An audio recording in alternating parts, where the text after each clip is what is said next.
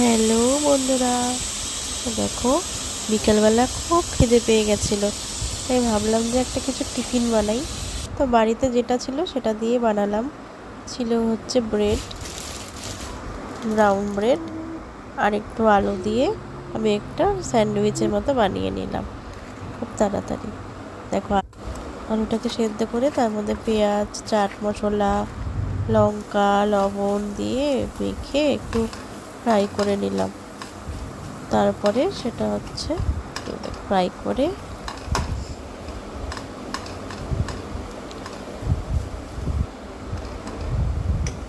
একটু বাটার দিয়েছিলাম, বাটার দিয়ে ফ্রাই করে নিয়ে